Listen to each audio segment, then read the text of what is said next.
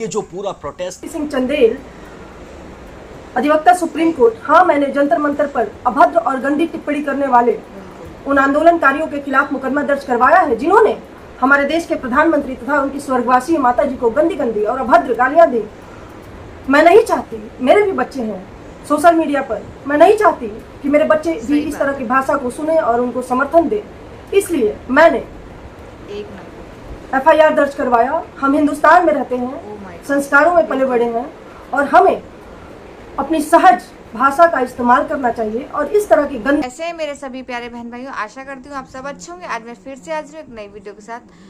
आज आपने मेरा स्टार्टिंग का वीडियो तो देख ही लिया होगा, एक छोटी सी क्लिप है जो मैंने आपको दिखाई है, और दूसरा आपने थंबनेल भी देख लिया होगा मैं किस टॉपिक पे आज बात करने वाली हूँ। जब से नीट की परीक्षा होने के बाद जो पेपर लीक हुआ है, उसके बाद जो जंतर मंतर पर जो धरना प्रदर्शन हुआ, तो उसमें इतनी सारी वीडियोस, इतने सारे स्टूडेंटों ने अपशब्द भाषा का प्रयोग किया जिसकी हम कल्पना भी नहीं कर सकते। क्या हमारे देश के जो जेन बच्चे हैं उनके संस्कार इस तरह से निकलेंगे, ये हमने कभी कल्पना भी नहीं किया था। तो इसी बीच एक वीडियो सामने आया जिसमें हमारे देश के प्रधानमंत्री के लिए एक रुचिका नाम की लड़की थी जो कि नोएडा की रहने वाली थी। उसने इतनी गंदी भाषा और अपशब्द भाषा का प्रयोग किया जिसको जो भी बंदा देखता है वो सोच में पड़ जाता है, क्योंकि वो हमारे देश के प्राइम मिनिस्टर हैं, प्रधानमंत्री हैं, उनके लिए इस तरह की भाषा का प्रयोग नहीं करना चाहिए था। तो इसी बीच एक वकील हैं स्मृति जी, उन्होंने 0 FIR दर्ज की है। अब मैं आपको बताती हूँ 0 FIR क्या होती है। 0 FIR किसी भी क्षेत्र से आप कहीं से भी कर सकते हैं। ये FIR ऐसी होती है जिसमें अगर कोई व्यक्ति किसी के लिए अपशब्द भाषा का या गाली गलौज का प्रयोग करता है तो उसमें आप इस तरह की FIR दर्ज कर सकते हैं। जो कि फरीदाबाद की रहने वाली है, उन्होंने साफ शब्दों में कहा है कि प्रधानमंत्री जो हमारे देश के प्राइम मिनिस्टर हैं, इतने बड़े नेता हैं, उनके लिए गाली देना यानी हमारे देश के लिए गाली देना है। तो रुचिका के ऊपर कड़ी कार्रवाई करी जा रही है और उसके ऊपर FIR भी करी जा रही है। जो कि जब से रुचिका को ये पता पड़ा तो उसकी भी वीडियो सामने आने लगी है और उसने भी हाथ जोड़कर सोशल मीडिया पर आकर सभी देशवासियों से और सभी लोगों से माफ़ी मांगी है। तो क्या हमारे देश की जनरेशन इस तरह की होगी कि उनके संस्कार ऐसे होंगे जो हमारे प्राइम मिनिस्टर या किसी भी बड़े व्यक्ति को इतनी गंदी भाषा का इस्तेमाल करते हुए उनको भी और उनके पारिवारिक यानी कि उनकी माता जी को भी इस तरह की बातें कही हैं। तो वीडियो क्लिप देखिएगा मेरा और फिर आप बताइएगा कि ऐसा होना चाहिए या नहीं होना चाहिए। आपकी क्या राय मुझे कमेंट्स बॉक्स में ज़रूर बताइएगा। वीडियो पूरा देखिएगा, लास्ट तक देखिएगा। वीडियो अगर आपको अच्छा लगे तो एक लाइक ज़रूर कीजिएगा, चैनल पर नए हैं तो सब्सक्राइब कीजिएगा, तो शेयर कीजिएगा।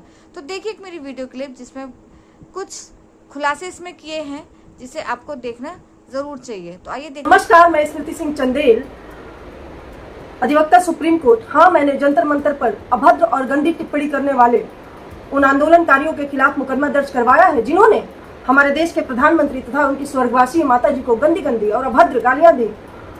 मैं नहीं चाहती, मेरे भी बच्चे हैं सोशल मीडिया पर, मैं नहीं चाहती कि मेरे बच्चे भी इस तरह की भाषा को सुने और उनको समर्थन दे।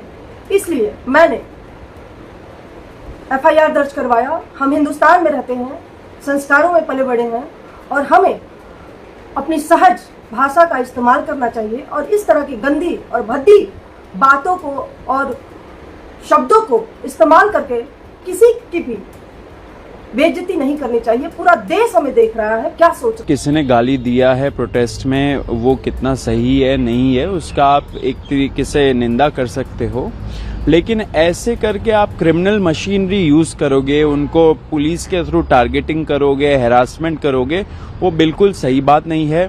इस देश में गाली देना कब से क्रिमिनल ऑफेंस बन चुका है, मतलब कि रोज चलते फिरते लोग यहाँ पे गाली देते हैं। आपने बीजेपी MPs जो 50% लोकसभा में MPs बैठे हुए उनके खिलाफ तो क्रिमिनल चार्जेस है एंड बहुत ही हीनस क्रिमिनल चार्जेस है, रेप, मर्डर, डेकॉइटी, ये सब चीजों का। तो उस पर तो आप कुछ नहीं कर रहे हो। किसी ने 1-2 गाली बक दी, उस पर अगर आप ऐसे करके उनको टारगेट करोगे, आप कुछ नहीं करना चाह रहे हो, आप एक टारगेट करके उनका एग्जाम्पल बनाना चाह रहे हो, ये एकदम ही कंडेमेबल चीज है। मेरा फिर से अपील है सरकार से एंड उनके जो पुलिस मशीनरी है उनसे कि आप युवाओं को हैरास करना बंद करिए, युवाओं को इस तरीके से टारगेट करना बंद करिए एंड ये जो लड़की है उसको भी आप अकेले छोड़ दीजिए। ऐसे पुलिस का दुरुपयोग करना इन सारे ऐसे मामलों में ये बिल्कुल ही एक्सेप्टेबल नहीं है किसी के लिए भी। सौरभ जी, जो अगर इसमें मैं ये भी ऐड करना चाहता हूँ कि अगर किसी को बुरा लग रहा है एंड अगर उन्होंने कुछ बोला है प्रधानमंत्री के खिलाफ, तो प्रधानमंत्री जी के पास एक ऑप्शन है डेफेमेशन फाइल करने का, तो वो डेफेमेशन फाइल कर दीजिए। लेकिन आप पुलिस के थ्रू टारगेटिंग करा रहे हो, वो बहुत गलत बात है। युवाओं को आप टारगेट मत करिए, हैरास मत करिए, हमें एक्सेप्टेबल नहीं है।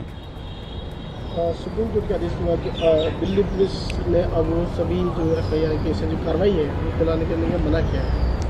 जी देखिए जो कल दिल्ली गवर्नमेंट का नोटिफिकेशन निकला वो एक पॉजिटिव डेवलपमेंट है। बहुत स्ट्रगल के बाद हम लोग जीते, सारे युवाओं की जीत हुई है। धर्मेंद्र प्रधान का जो इस्तीफा था वो हमारा मेन डिमांड था एंड वो हम जीते। It's historic. एक तरह से हम देश के युवाओं ने इतिहास रच दिया।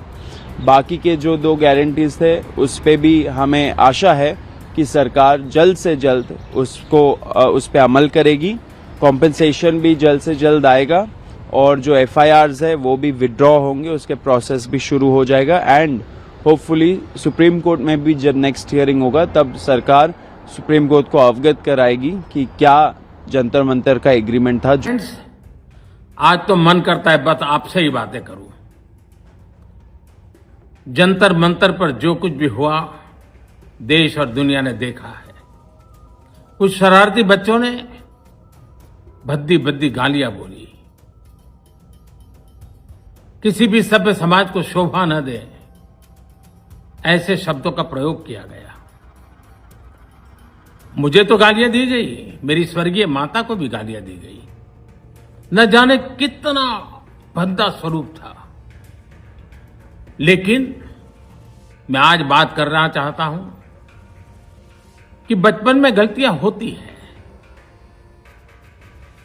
और बचपन में गलतियों से सुधरने का अवसर भी होता है और यही तो बचपना है।